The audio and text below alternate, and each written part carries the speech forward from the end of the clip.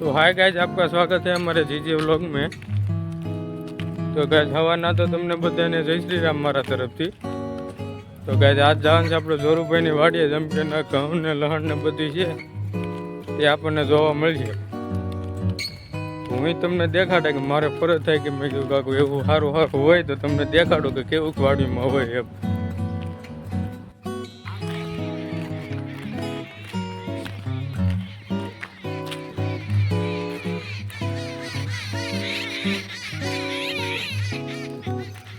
જો ગાઈઝ આ આપણને સગલ જોવા મળી ગયું।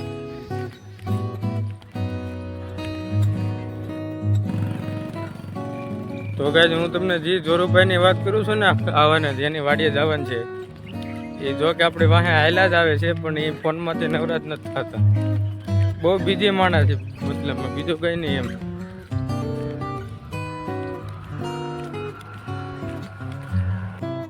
તો હાય ગાઈઝ, હવે આપણે તો જોરુભાઈની વાડીએ પૂગવા જ આવ્યા છીએ। હવે અહીંથી કંઈ બહુ આગું નથી, અહીંથી હવે એક ઢાળ ચડી જાય એટલે જોરુભાઈની વાડી આવી જાય। કેમ કે આજ મને મજા જેવું હતું ને એટલે મેં કીધું હાલ ને તાક હાલચાલ કરવા જઈએ એમ। હાલ તમારા ભાઈને ઈડબી હોય ગોકાવી દે હાથમાં, એક આખો બાટલો ચડ્યો હતો તે તાવ ઉતર્યો હતો ગાય।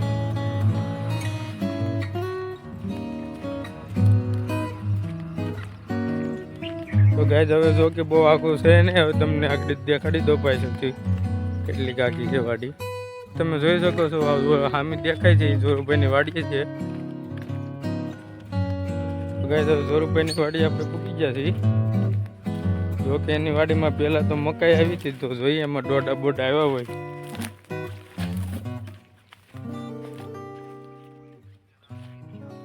જો કે આ છે જોરુભાઈની મકાઈ, પણ આમાં એક દોડો આવ્યો નથી લાગતો હજી। તો ગાઈઝ આ જોરુભાઈ નાના એવા પડામાં 3 જાતનું ઓલું વાવેતર કરી નાખ્યું છે, એમ કે ઘઉં છે, આમ આગળ જાતા અમે લહણે વાવેલું છે। તો ગાઈઝ નાના એવા પડામાં એટલું બધું વાવી દીધું ને કે તમારે અહીંયા વાડીએ રોકાઈ જાવ તો તમે કોઈથી ભૂખા ન મરો એમ। ગામમાં નો જાવ ને તોય હાલે એમ। તો એમ કે સામે લહણનો આવે છે, એમાં થોડુંક લહણ તો અમારું વાવેલું છે।